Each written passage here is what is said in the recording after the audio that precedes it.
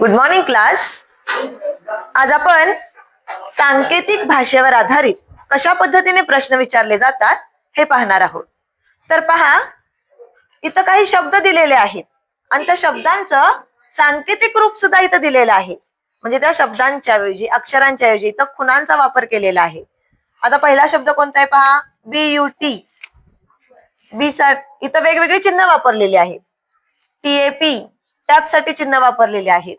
BAT bat साठी चिन्ह वापरलेले आहेत. पण या अक्षरांचा आणि सांकेतिक चिन्हांचा क्रम मात्र एकसारखा दिलेला असेलच असं नाही.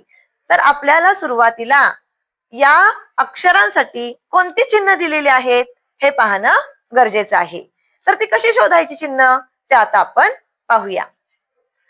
प्रश्न काय पहा, तर यू या अक्षरासाठी कोणतं चिन्ह येईल? त्रिकोण, भरीव वर्तुळ, चौकोन की स्टार?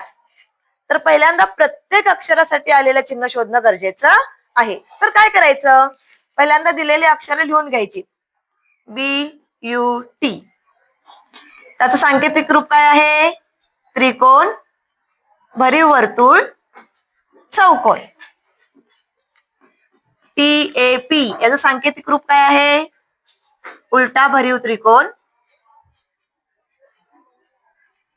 सरळ त्रिकोण आणि स्टार.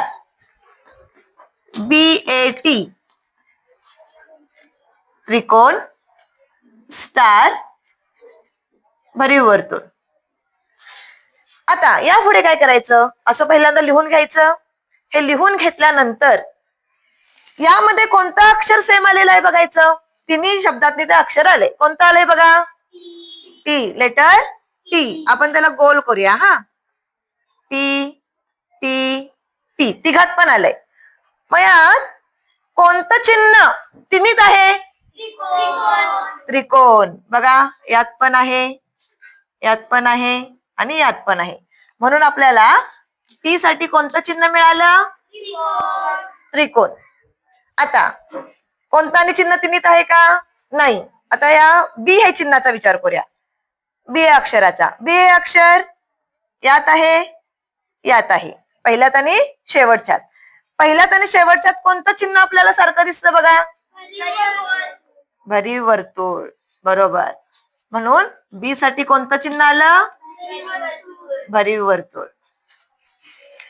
पुन्हा कोणतं अक्षर डबल आलंय पहा? ए आणि ए. ओके, त्याला काय करूया, 2 लाईन मारूया खाली. आता यात आणि यात कोणतं चिन्ह डबल आलंय? स्टार. म्हणून ए साठी काय आला इथं? स्टार हे चिन्ह आलं. आता राहिलेत बघा, यू एक राहिलं, पी एक राहिलं. मग यू साठी आता यात काय राहिलंय? चौकोन. आणि पी साठी उलटा भरीव त्रिकोण. तर अशा पद्धतीनं पहिल्यांदा अशी मांडणी करून कोणत्या अक्षरासाठी कोणतं चिन्ह दिलेलं आहे हे पाहणं गरजेचं आहे. आणि मग आपल्याला आता प्रश्नाचं उत्तर मिळतं की नाही पहा.